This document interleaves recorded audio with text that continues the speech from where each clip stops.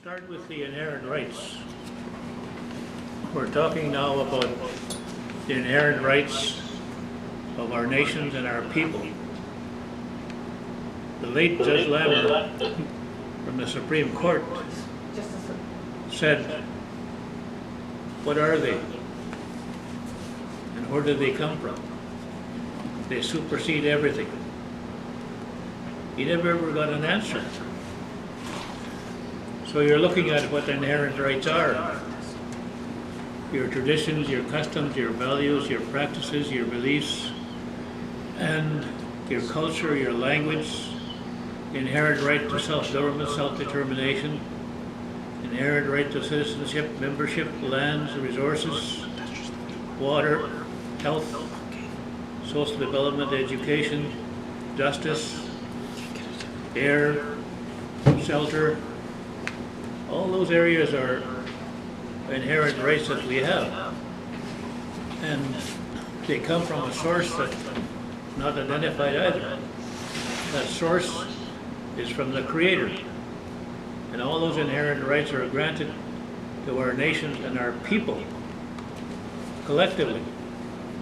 Now, lately we've been caught up in this latest political terminology that the federal government has created to create more difficulty, and it's called the rights holders.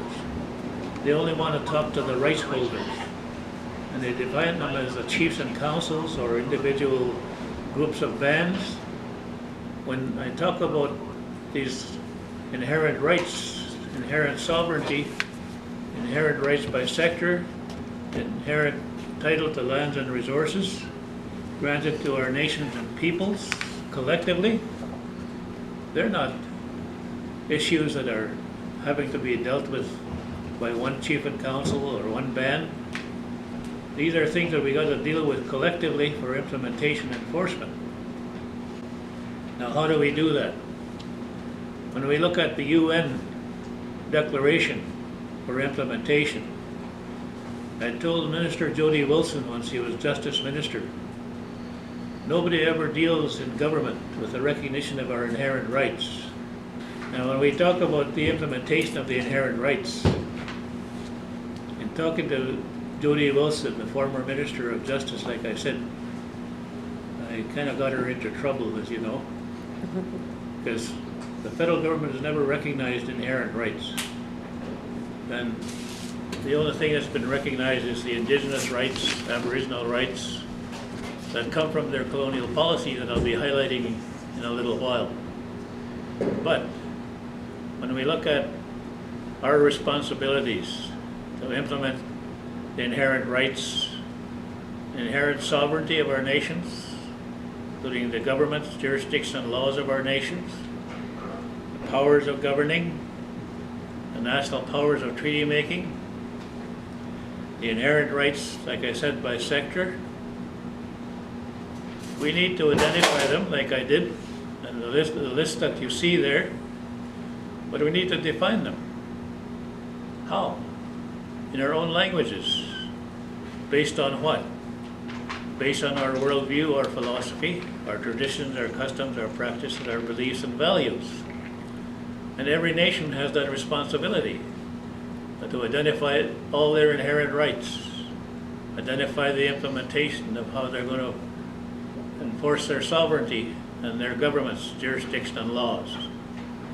Now, once we do that, people don't realize that there's duties and responsibilities associated with each of those inherent rights that used to be taught in the homes and the communities, and we still can do that.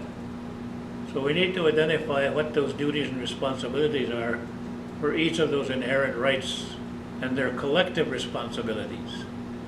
The human rights man-made law only recognizes individual rights. Elders will tell you the collective rights that we have enforces individual rights.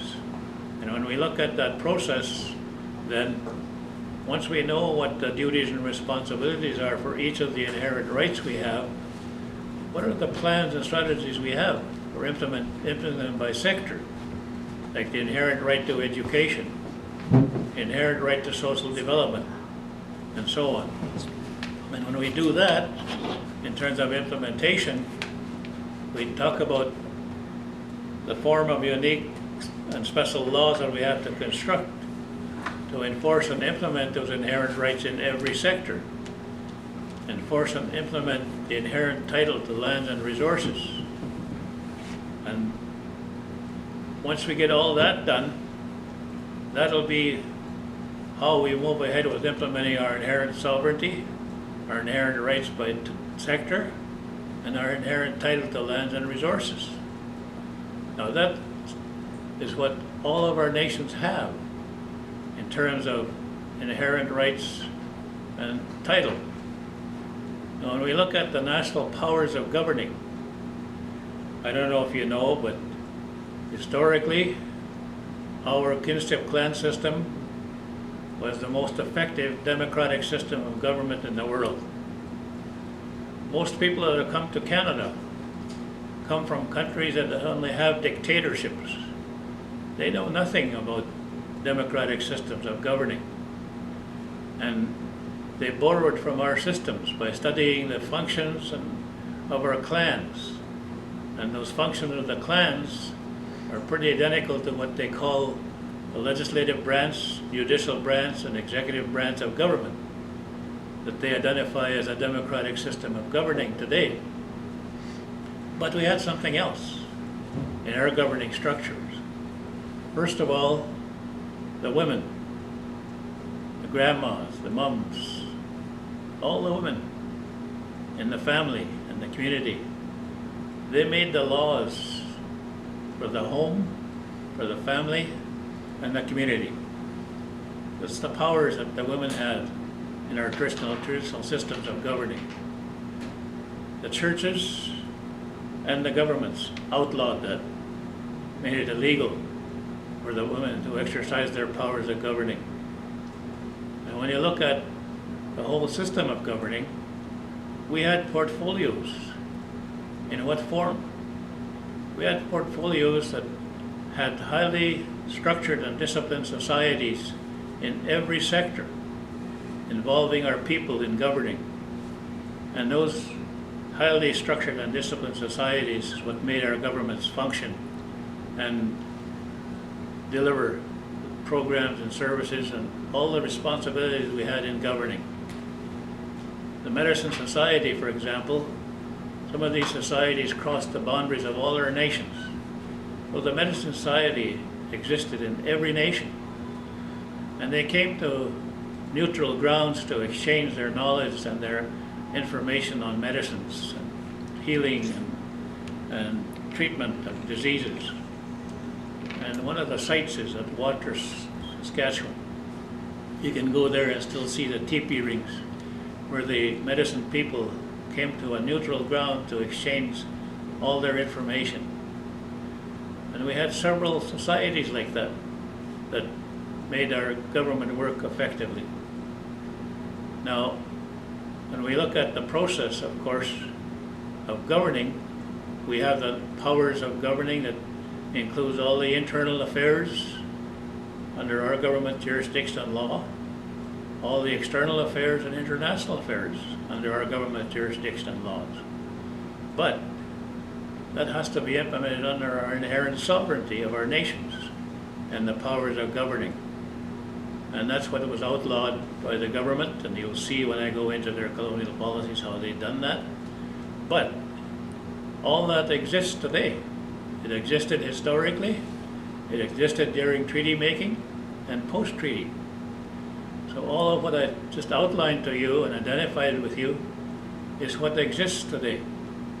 But what are we doing collectively and individually to implement the stuff I've just identified for you? Because it's what impacts on us. Now when I look at the process of the national powers of treaty making, we didn't put everything on the table when we made treaty. And all the inherent sovereignty, inherent rights by sector, inherent title to lands and resources, they're reserved, recognized, confirmed, and guaranteed by the national powers of treaty making and the treaties. without identifying all what I just provided to you for information. So when you make the treaties, then the national powers of treaty making, it was done like what I described. Our sovereignty was never on the table for negotiation. It's reserved, recognized, confirmed, and guaranteed by treaties and treaty making. Now we look at the treaties. You can go to that treaty map. Now you see all the white in the central part of Canada? That's Treaty 1 to 11. And Treaty 11 goes up into the territories where it's overlapped by a couple of modern treaties today. But the number treaties 1 to 11 form one major treaty between the Crown and Indian nations. And when we look at those numbered treaties, we took treaty number 6 to the UN to examine the status of it. And they declared Treaty 6 as an international treaty. But to maintain the status of an international treaty, both parties have to give them legal effect under their government jurisdiction laws. Now we haven't done that, neither has Canada. So there's no laws giving legal effect to the treaties and treaty rights. Never mind the laws that are needed to give legal effect to inherent rights. So when we look at that map, you see the colored portions of Canada. Those are the modern day treaties. And those are called domestic treaties. Why? Because only one party to the treaty, to those treaties, has given them legal effect under their government jurisdiction and laws. Like when we talk about the James Bay Cree-Naskapi Agreement, the James Bay Cree-Naskapi Act is passed by the federal government and the Quebec government, but no James Bay Cree-Naskapi Act passed by the James Bay Cree governments. So that's some of the homework we have to do in terms of looking at how we implement and enforce the treaties and the treaty rights. But now we have inherent rights and treaty rights. So when we talk about the implementation of treaties, we cannot do that without identifying how we have to implement both inherent rights and treaty rights, for example, to education, inherent rights and treaty rights to health, to social development, to justice, to economics in terms of the economy, and so on. And we talk about the lands and resources. When we made the treaty impacting on lands, we reserved the sovereignty of the Cree Nation and other nations, remaining intact in the title to the lands and resources by treaty making and the number of treaties we have, including Treaty 6. Now the government changed the status of those lands under the Indian Act, and today they're now known as fee simple land status under federal jurisdiction ownership, formally setting up federal municipalities on reserves by ban, without the consent of the families and the members of the bands. And they trying to terminate the sovereignty remaining intact in the title to the lands and resources that we reserved by treaty making. Now I'm not talking lands just for reserves by a ban. I'm talking about the lands and the territory for lands and resources throughout treaty territory, throughout our traditional ancestral lands territory. We reserve the title to those lands and resources. How could you exercise the right to hunt, fish, and trap and gather without having the direct access to ownership of lands and resources? So now you see how it's important that when you talk about treaty implementation and enforcement, that you need to know what the inherent rights are, what the inherent sovereignty is, and what the inherent title to lands and resources are that's granted to the nations and the peoples by the Creator. Then you can give meaning to what the elders call implementing the spirit and intent of treaty. So when we look at the treaty then, the treaty provisions, in a document that I handed to you, we reviewed the treaties, provisions of treaties from 1 to 11, and how they recognize, for example, the treaty right to education.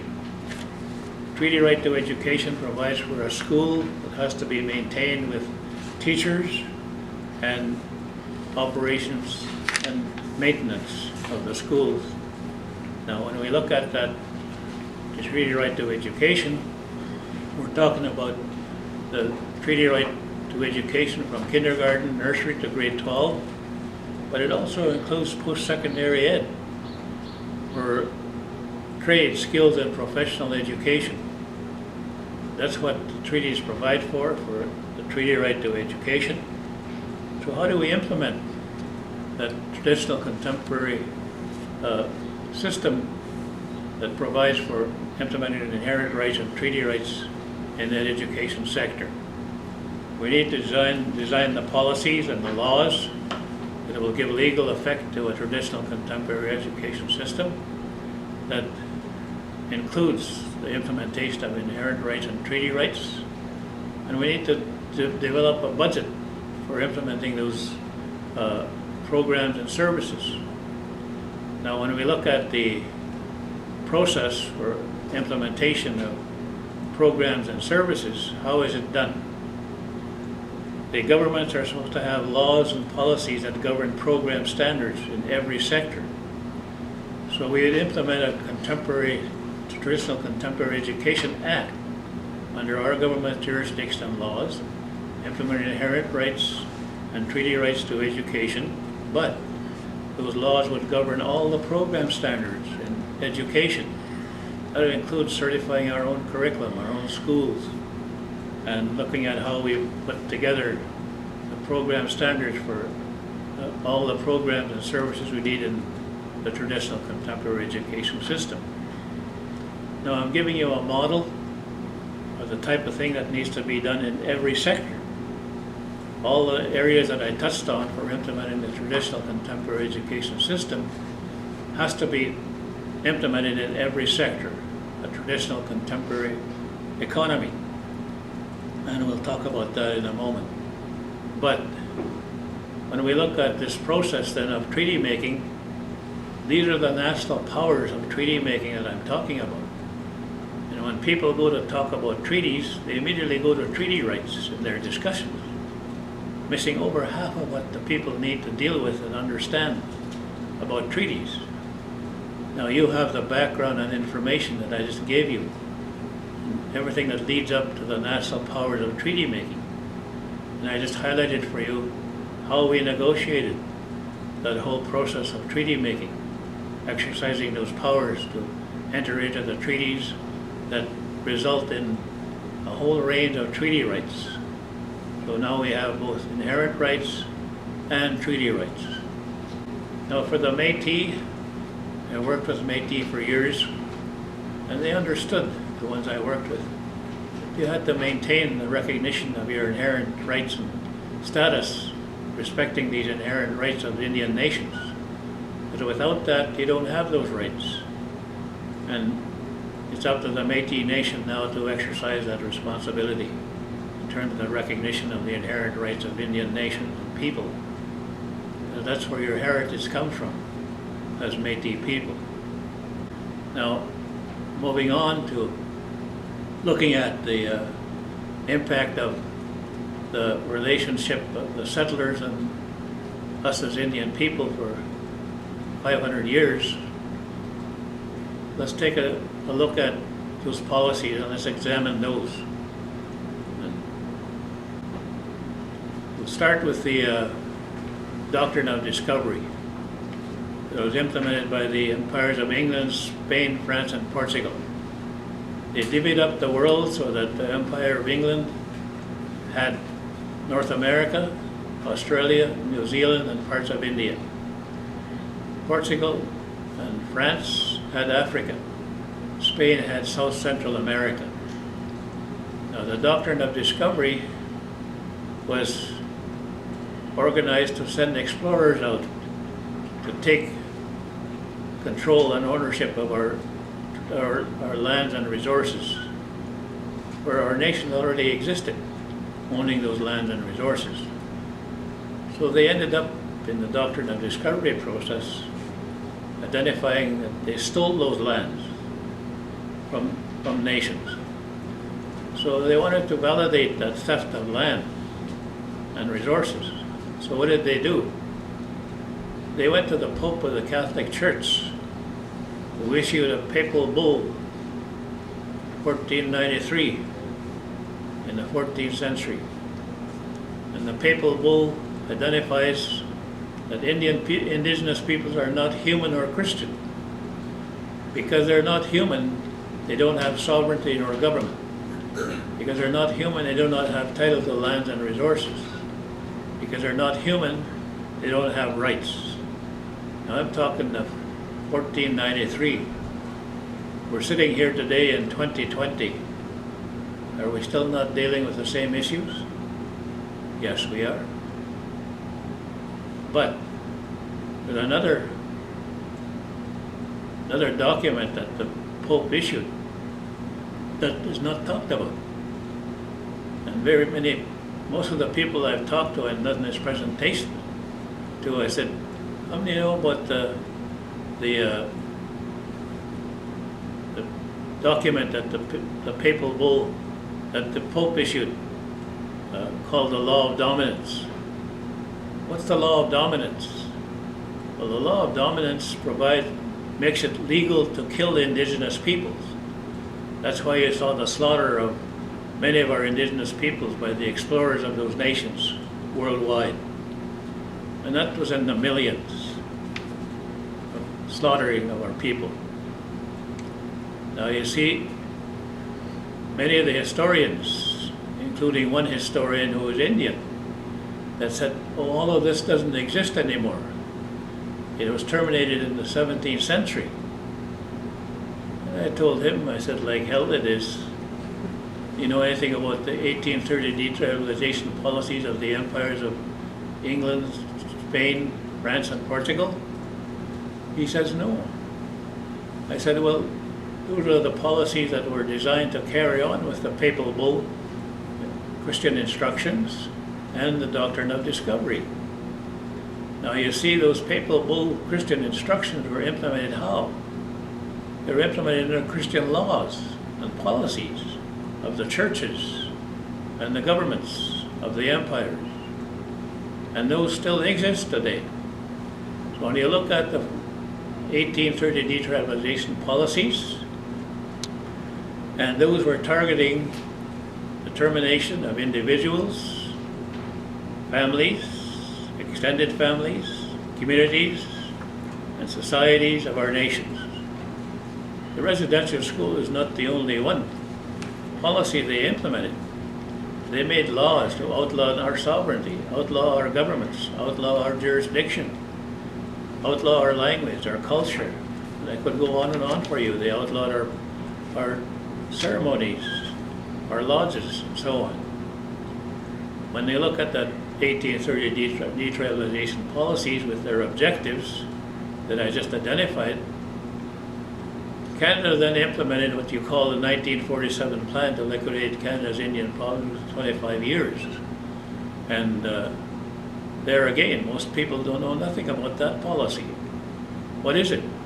It's a policy to terminate all those treaties I showed you. A policy to terminate the special rights and status of Indians. A policy to transfer the federal responsibility for Indians in health, education, social development, child welfare, justice, and so on, from federal jurisdiction to provincial jurisdiction. That's in 1947 that started. Here we're sitting in 2020, and that's what's being implemented today. And I'll show you how.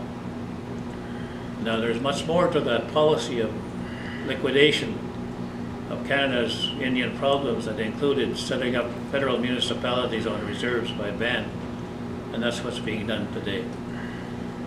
Now, the 1974-76 Native policies, formally implementing those local governments under federal jurisdiction or provincial jurisdiction, not under any First Nations government jurisdiction laws, but it was designed to hire Indians, Métis, and Inuit in the front lines of government to continue to implement these colonial policies. And the latest one, most people don't know about, is the 1980 Buffalo Jump, a genocide policy issued by Mulroney and his government, '69 White Paper is genocide policy implemented by Trudeau and his government. When we look at the '69 White Paper policy, then we also have to include that in that list that we see there on that chart. It's been done in other charts, but the '69 White Paper policy has to be included there right after the 1947 liquidation plan.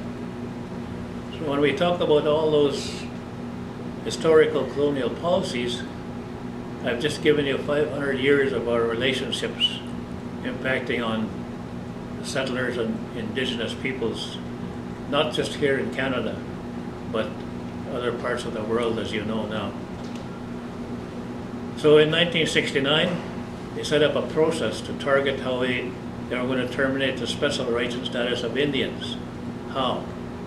By amending existing laws or constructing new laws. So Bill C-31, a lot of Indian people were happy they were going to get their status back.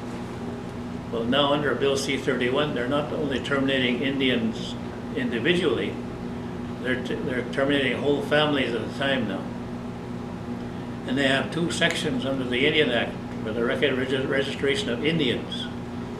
One section of the Indian Act provides for the recognition of Indians and registers them as Indians having full benefits and rights. The other one, the Indians have no benefits or rights. They just have Indian status under the Indian Act. So when we look at these whole strategies that I'm talking about, what impacts on the relationships today? Okay, when we go back, I'll go back to those colonial policies and the impact of them first. When we go to that policy and looking at the degree of control we lost, you see, we lost total control of our political developments and our governments.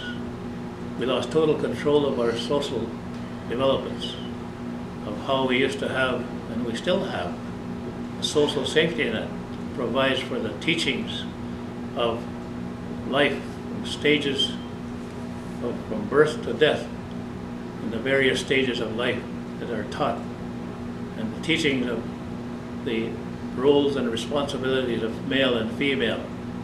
That whole social safety net, including traditional parenting, still exists today, but most people are not using any of it.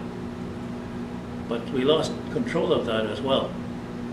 We lost spiritual control, lost control of education, health, economic, social development, lost control of our culture and language, our lands and resources.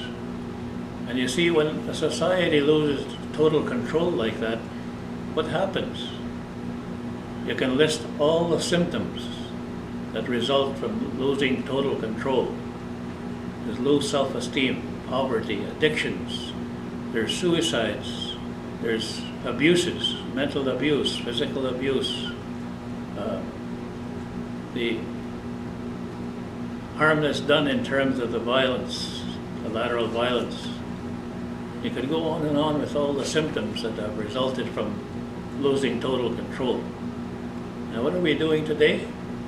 We're trying to fix those symptoms instead of dealing with the real causes of how we take control of implementing them under our jurisdiction and laws and exercising our way of dealing with all of those.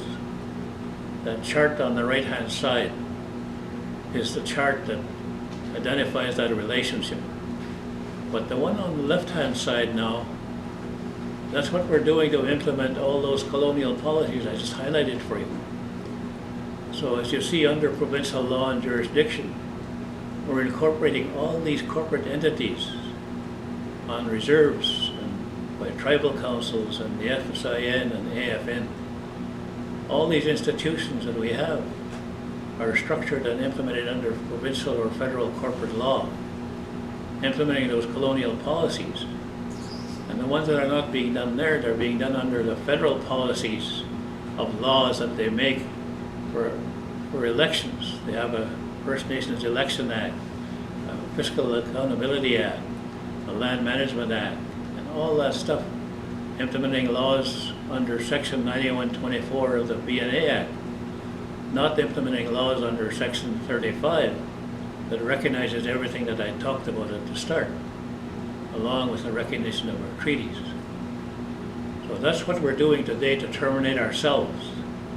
And if you see the top of that chart, it says self-termination. We're engaged in that, in every level. Now, what governs our self-determination, our sovereignty treaty relations, is the chart you see on the right. There's the inherent sovereignty of our nations and the Crown's assumed sovereignty. And under our inherent sovereignty of our nations, you see the listing of the type of work we have to do to enforce and implement our own sovereignty. And then on the federal side, the Crown assumed sovereignty. When we look at that framework, how is it governed? It's governed by the inherent sovereignty and the Crown's assumed sovereignty.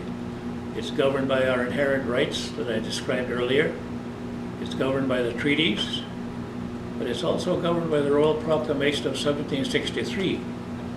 So the late Judge Dixon told me, he said, "Chief, never let them leave that out of the Constitution." And here's why, as far as I'm concerned, he said. That's a form of royal instructions or a Bill of Rights that provides for us having to recognize your sovereignty, your national powers of governing, national powers of treaty making, and treaty making between the Crown and Indian nations, and most important, it recognizes all of your inherent rights and title. So that is now in the Constitution Act, Section 25(2), still applying the Royal Proclamation of 1763. And of course now we have the international laws and the UN Declaration. Now the UN Declaration is one international instrument that identifies everything that we have and what we have to implement. But there's also now the Organization of American States Declaration that's similar to the UN Declaration, but goes in more depth in the recognition of our treaties. So that's what governs that framework that you're looking at. But down the middle of it, something that nobody talks about and deals with. You hear them talking about treaty relations, treaty relations, treaty relations. But nobody talks about all those relationships that have to be implemented as recognized by that framework that governs the Crown Indian nations relations. So we have the political relations. In what form? Recognizing the equality of our government, jurisdiction and laws, of our nations, of the federal government and provincial government. Now that's not new. You go across the border, you have federal, state, tribal jurisdictional laws and courts and governments being implemented. Now that requires an interface of government, jurisdiction, law, and I'll come to that. So then the other one then, besides political relations, is the treaty relations that's recognized by that framework. So I covered that for you and how we need to look at implementation of those treaties under our respective government's jurisdiction and laws, and how we implement inherent rights and treaty rights in every sector with unique and special laws of our governments and our nations, and the federal government that can now legislate under Section 35 their legal fiscal responsibilities. Judicial relations. We keep complaining about the policies and the systems that are there. Besides creating those policies that I highlighted for you, the loss of control and the impact of loss of control, the other thing that's done by those policies, those colonial policies, they create systemic racism. Systemic racism in all programs and services by departments in governments, and systemic racism in the justice system and the legal system of Canada. Now, when we talk about our own justice system, then I'm talking about implementing our own traditional contemporary justice system with our own courts, our own institutions, our own policing and everything under our government jurisdiction and laws.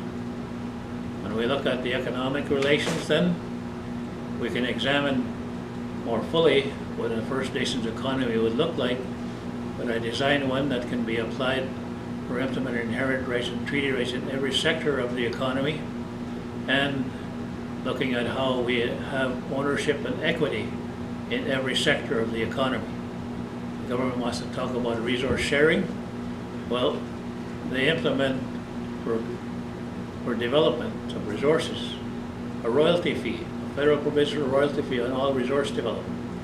I'm saying we can implement a First Nations fee on all resource development, and we can divvy up the resources and the revenue.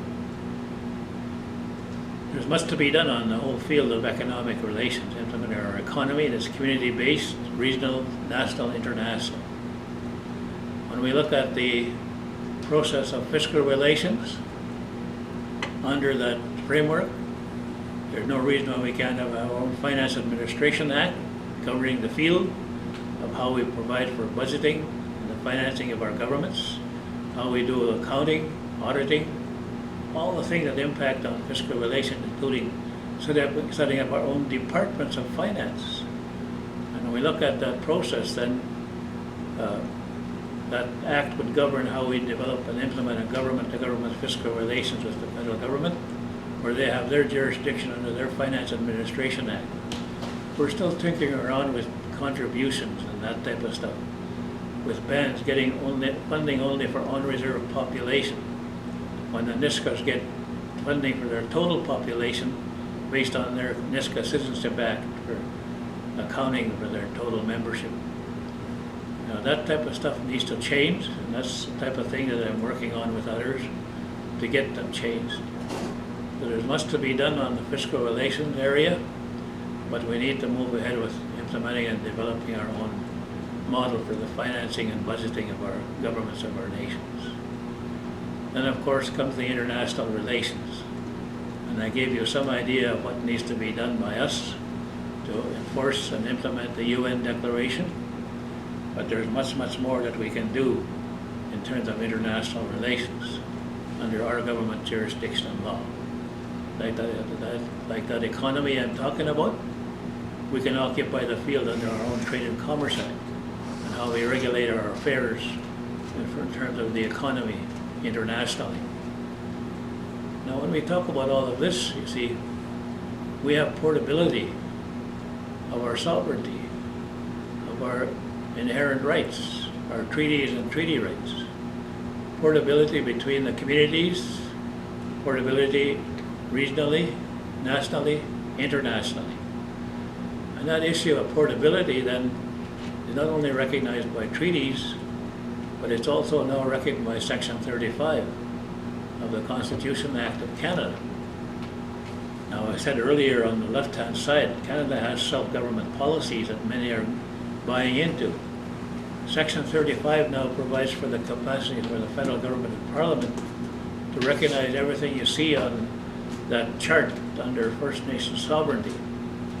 And Section 35 now provides for the capacity for the feds to legislate their legal fiscal responsibility in every sector, recognizing inherent rights and treaty rights. So just recently they passed the Child Welfare Act on January 1st of this year for implementation. That's the first act they've passed federally to implement Section 35 in the UN Declaration. I took on Minister Bennett and Joe Wild, the ADM in Edmonton. I said, all those laws you're passing, the Election Act, the Finance Administration Act, the Land Management Act, I said, all those laws you've made, they're just a series of Indian acts. They're not new laws, but they're only implemented under Section 9124 of the B&A Act. You're trying to limit the application of Section 35. So Minister Bennett come and found me at the AFN Assembly last time, and she said, we done it. She said, we now passed legislation that gives legal effect to Section 35 in the UN Declaration. But the next one now is going to be the health. So they're looking at how they're going to construct federal law under giving legal effect to Section 35 and the UN Declaration. So to pick up on where we left off, that we look at the strategies for implementing our powers of governing and understanding that relationship besides the chart that's there on the screen, where we have inherent sovereignty, as I already told you, granted to our nations and peoples by the Creator, with inherent rights granted to our people and nations by the Creator in every sector. And of course we have the natural laws that govern the enforcement and implementation of those. And when we look at the national powers of treaty making, it's nations that make treaties. Treaties do not make nations. So to some degree that modern day treaties are ratifying and implementing their form of government. When our treaties are international treaties that recognizes our sovereignty, our government, and so on, you see. So the treaties, of course, when we talk about the inherent sovereignty, existed before we made treaty, during treaty, and after treaty. In other words, post-treaty. Now, when we look at band status under the Indian Act, that's powers under the federal government that's been implemented since the late or middle 1800s.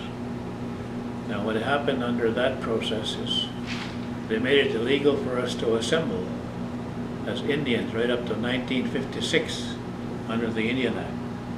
And they outlawed our government, our jurisdictional laws. So in the 1900s, after we made treaties, they had the Indian Act for chief and councils to be elected. And right up to the mid-1950s, then we had Indian agents in charge of everything, even though we had chiefs and councils. But they had no power, no authority. Then in 1960, the government changed that to implement a self-administration policy, setting up administrative structures under chiefs and councils, implementing programs and services through federal or provincial jurisdictional laws, not under our laws. 1960 I'm talking about, here is 2020, and we're still doing the same thing. This is an area we don't talk about either. What is the interface of law and jurisdiction? How do we deal with the interface of that legal jurisdictional relationship?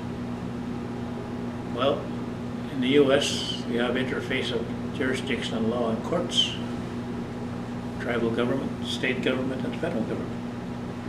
In Canada, we have the interface of jurisdictional law, the French Civil Code in Quebec, implemented by the Quebec government, and we have the English common law implemented for the rest of Canada. So what I'm saying now, under that framework I showed you, we can implement our own First Nations jurisdictional laws. So they have to get the hell out of the way or move over. Because we need to move ahead now with how we move ahead in implementing the interface of jurisdictional law respecting First Nations governments, or Indian Nations governments, federal government, and provincial government. Okay, this is that framework I highlighted for you that governs our relationships in terms of the sovereignty treaty relations, nation to nation, government to government relations. That deals with the interface of jurisdictional law by band, tribal council, and FSIN. In terms of the interface of our own laws and jurisdiction. Like I gave you an example earlier about citizenship and membership and how we can legislate our own Cree Citizenship Act that includes the recognition of dual citizenship status.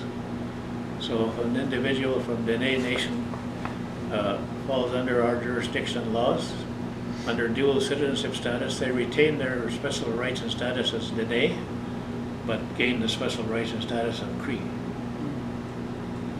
That type of thing, you see, this type of unique and special laws I keep talking about that we have to be prepared to look at for implementation. But you see, we don't go there again. We don't go to the discussion of interface of jurisdictional law between the bands themselves between the bands and the tribal councils, between the bands, tribal councils, and the Federation of Nations.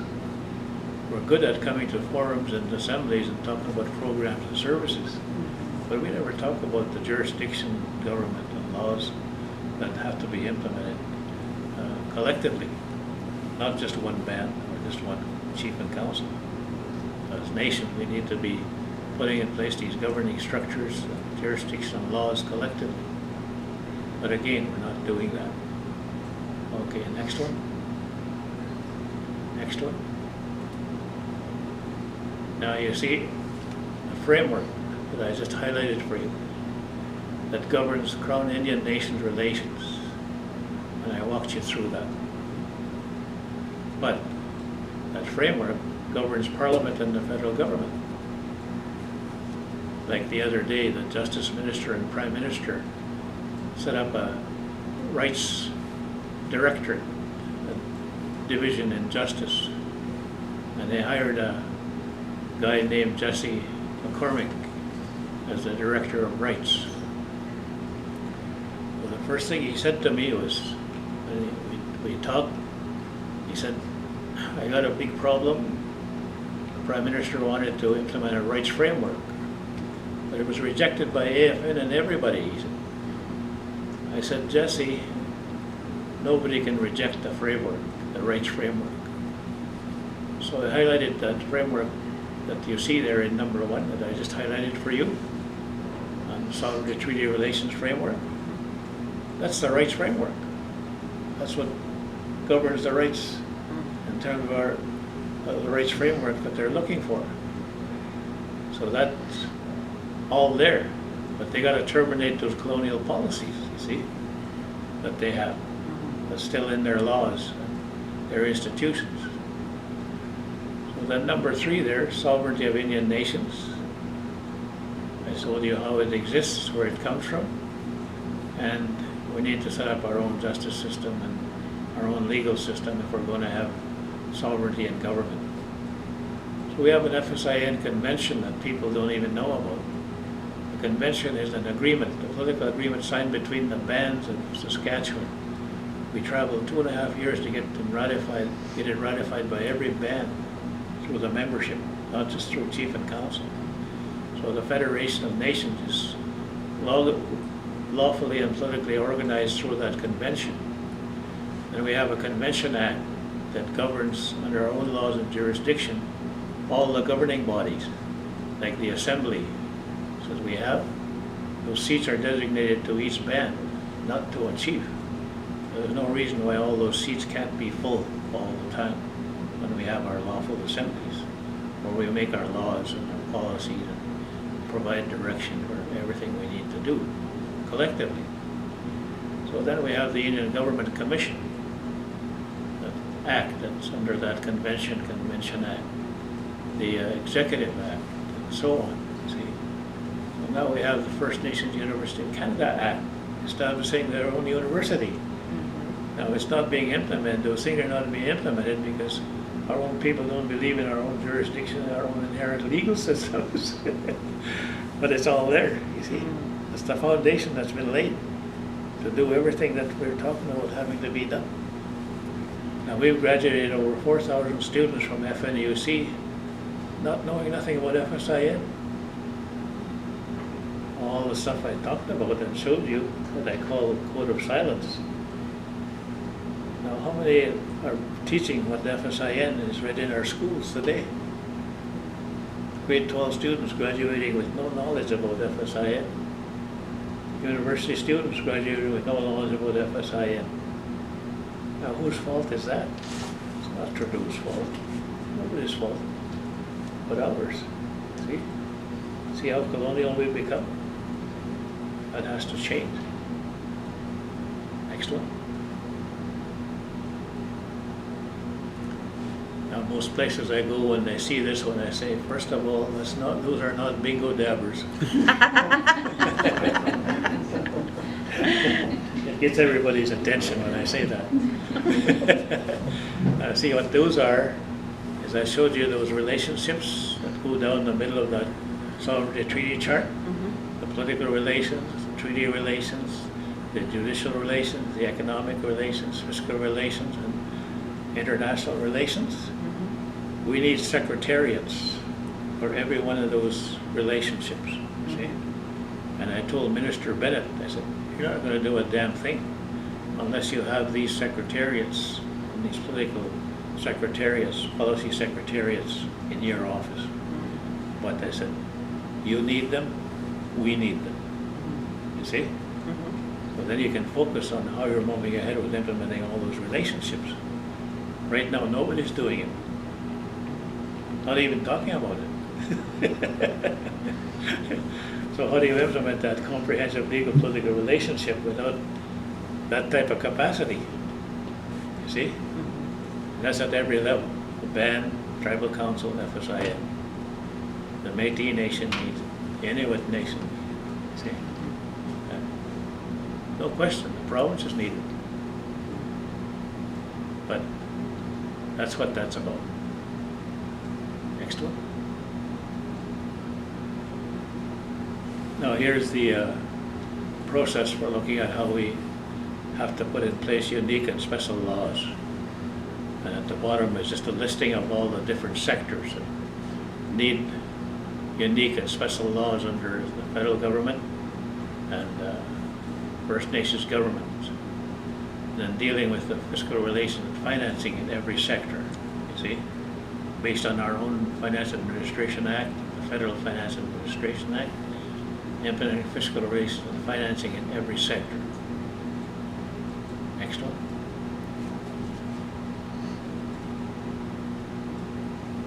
Now you see, when I met with the Minister of Finance, his Chief of Staff was there. So he wanted to talk to me after.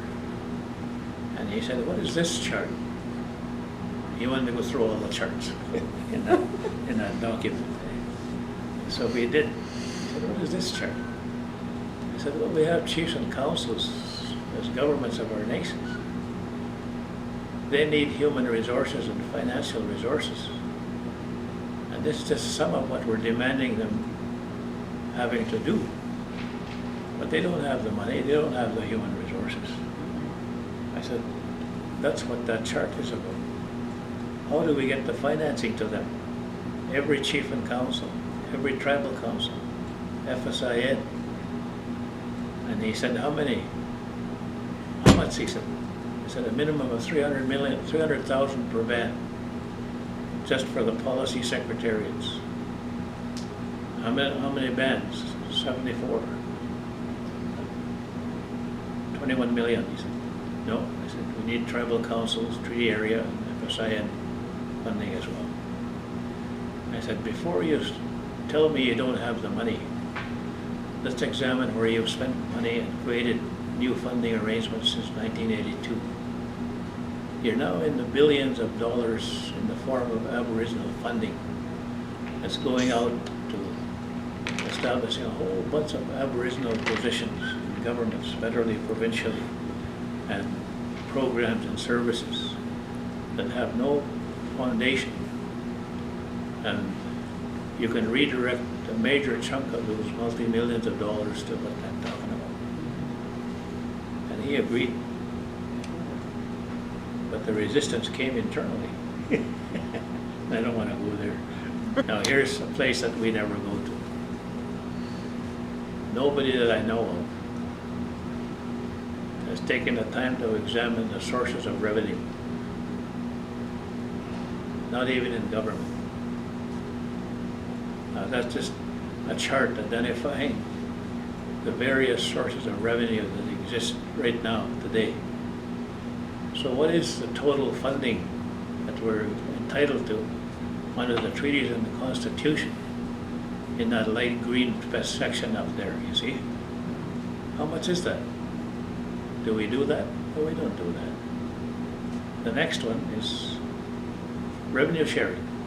They announced all these matching revenues for economic stimulus and infrastructure, to go to provinces, territorial Nunavut, and municipal governments annually. Now that's new money over and above what it's costing them to run their governments, federally, provincially, territorial Nunavut governments, and just under 4,000 urban rural municipalities. That's all new money for them in terms of those matching dollars. But we don't give a damn cent. No. And I'm saying, look, we want our share. We can identify our own source revenue being matched by the feds. And they agreed to that. And the next one there, of course, is the social transfer of funding, supplementary funding to the provinces. Go to the next chart. Now this is what you call a social transfer of funding that goes from the feds to the provinces.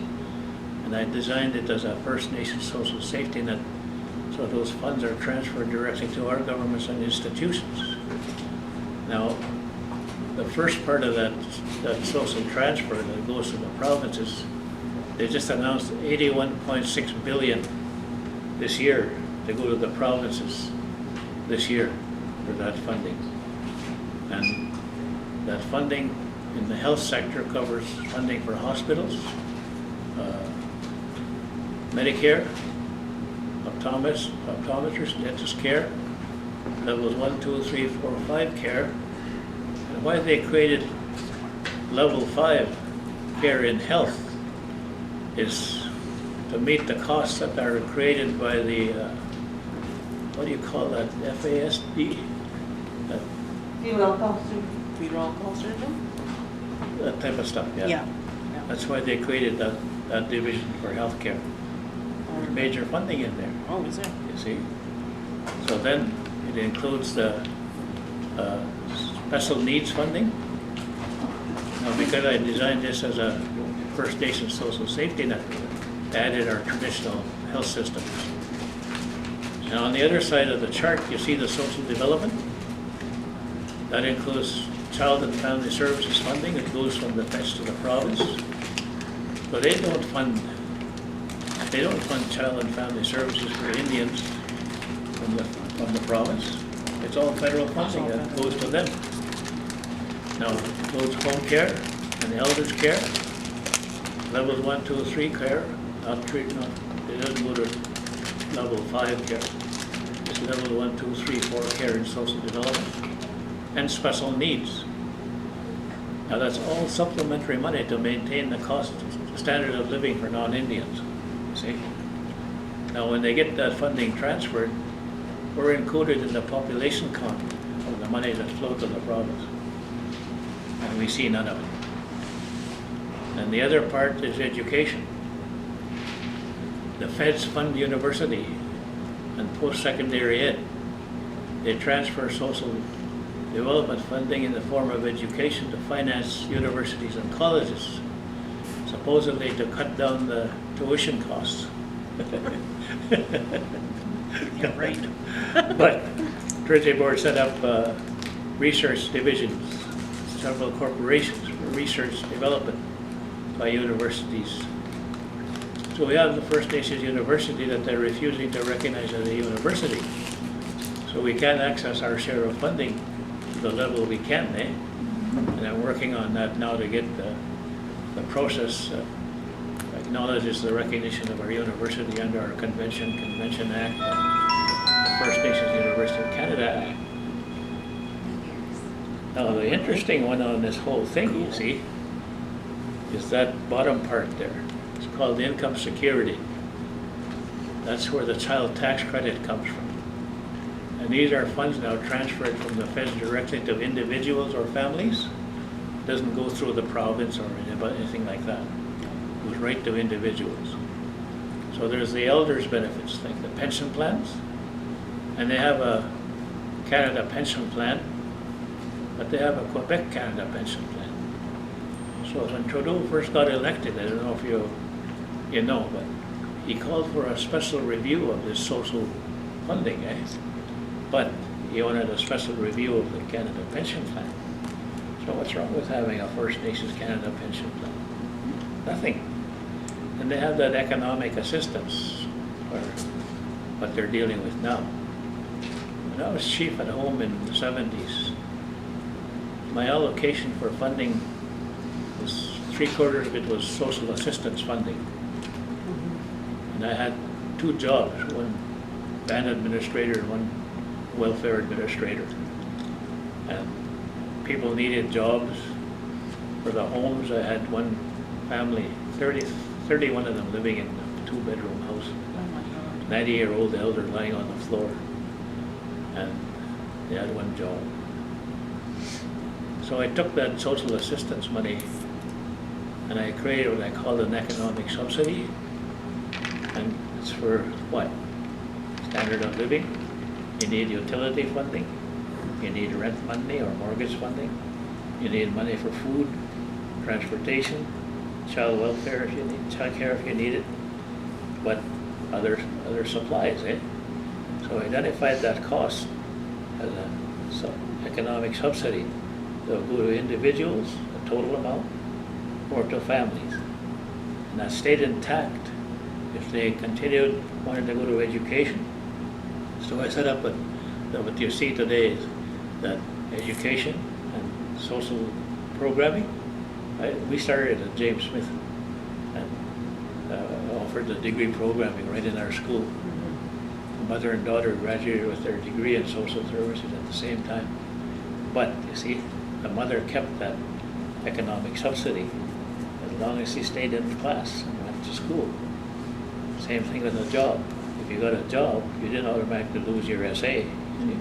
That economic subsidy stayed intact until they made enough money to pay that cost of living. Yeah. Now I laughed because Elsie and I were over in Ottawa meeting with Privy Council, and Katrina, she was then Secretary to Cabinet, Deputy Privy Council. He says, before we start the meeting, she says, I want to know what you did when you were chief. She said, I'm told you've done something with SA that worked. Now, before we start the meeting, I want to know what you did. So I said, okay. I said, I implemented an economic subsidy. What's that? She said.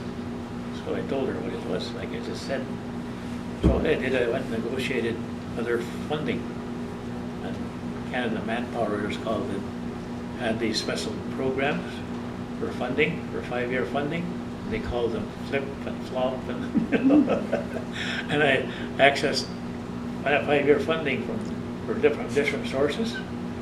So in 6 weeks, I created 165 jobs, along with the training for the teacher and social work. And kept those economic subsidies in place. Yeah. And everybody was happy. And the housing.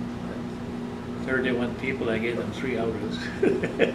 Everybody was upset with me, but they needed it. But you see, that economic subsidy, that's what I'm talking about there.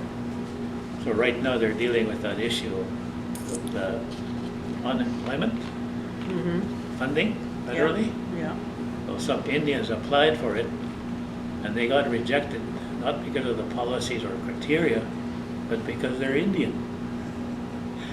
Now, the other one that they're using for, this is Revenue Canada now, and this agency that has this money for Service Canada under employment. Others are being rejected because they had employment and they earned an income on reserves. But under Revenue Canada's policy, that's not recognized as a salary. If you earn income on reserve, it's not recognized as a salary. So you can't be unemployed. Those are the policies I'm dealing with right now, you see. So when we talk about that economic subsidy, I'm saying what's wrong with transferring it all to the governments of our nations right now and creating this economic subsidy for individuals and families right now. Never mind the issue of the pandemic and emergency measures. And it'll carry on after this crisis is over. But we got to do something different. So, but Katrina, after I told her what I did, she says, "Oh, we got to do something like that." She says, "Like an income security, guaranteed annual income." She said, "That's what it is." I said, "But I call it an economic subsidy." But then you look at the whole area of shelter allowances, under that whole process, and then when I traveled the province of Saskatchewan, Manitoba, and Alberta on the issue of disabilities, I headed up the Medicine Chest Health Task Force for 2.5 years. I went to Manitoba, Saskatchewan, Alberta, and met with disability groups, and they had pages of things that they needed, and I wanted that info to put into the task force findings. But I said, we got to fix this. I said, the way we're going to fix it, I said, we're going to push for a guaranteed annual income for the disabled in the income security section of transfer of funding to individuals. Yeah. And that's why you see it there. And to get a guaranteed annual income or something for the disabled. And of course the people that were sitting there in wheelchairs were just waving. But he said he would. Remember he came up with the Disabilities Act? Yeah. And it got rejected in a lot of places.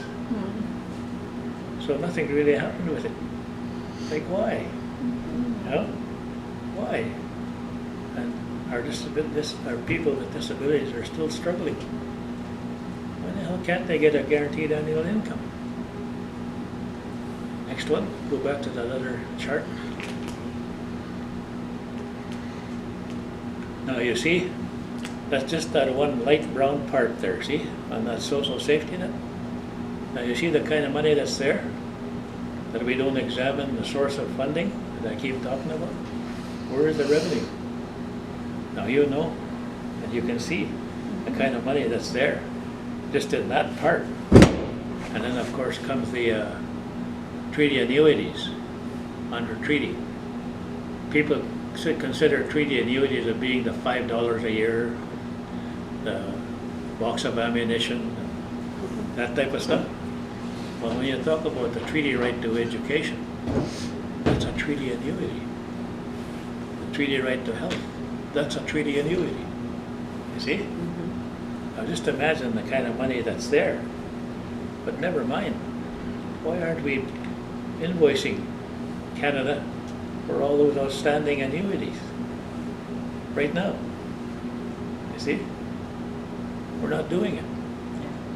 I guarantee you, if they had that agreement with us, they'd be collecting from us. Yeah. I did it once on ammunition. I was chief.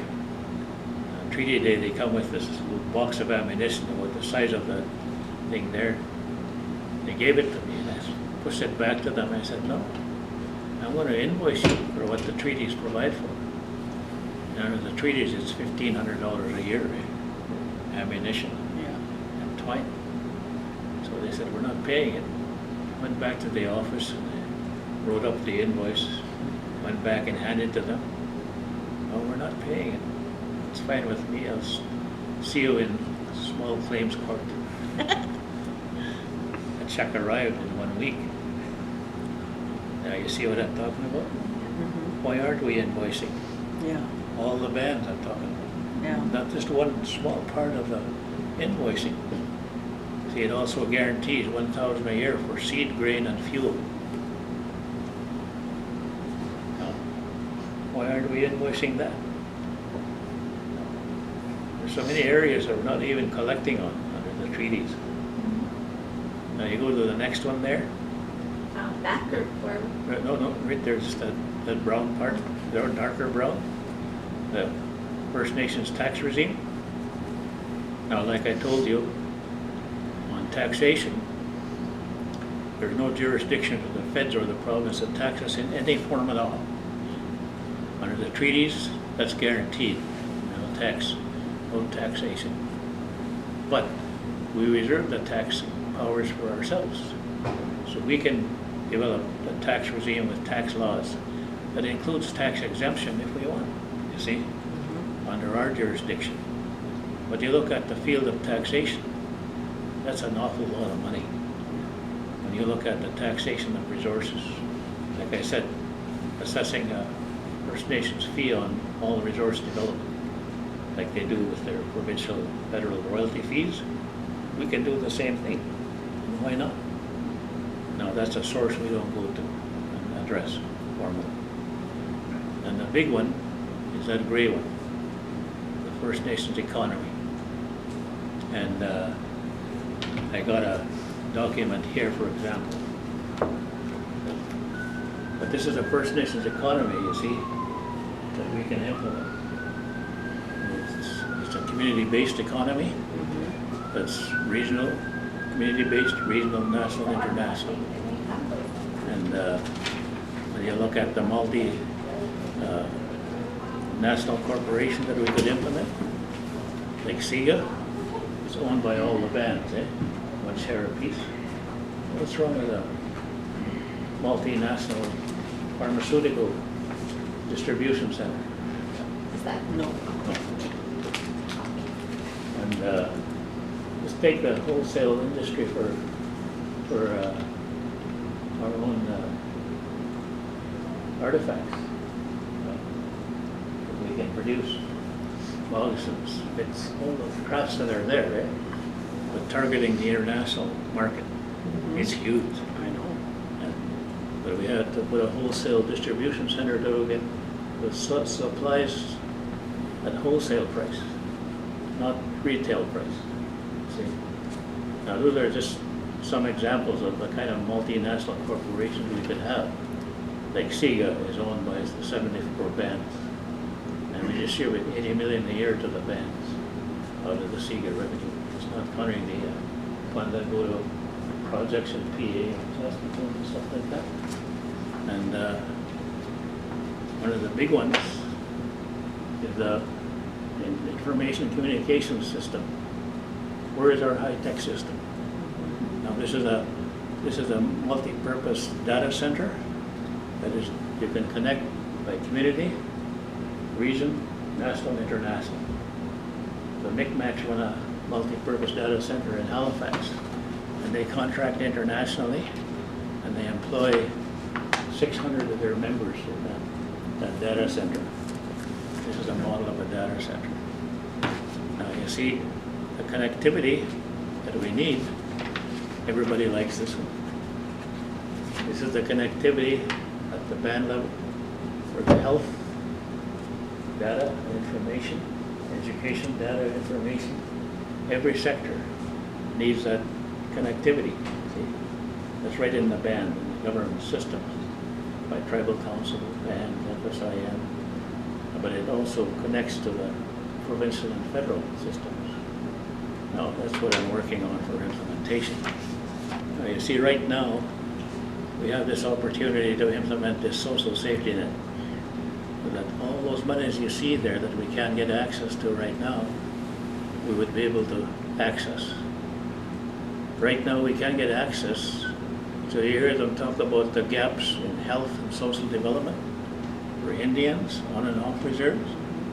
Well, that's why. Because we can't access those monies. Yeah. You see? So under that First Nations social safety net, that type of funding would go directly to our governments and our institutions and our individuals. You see?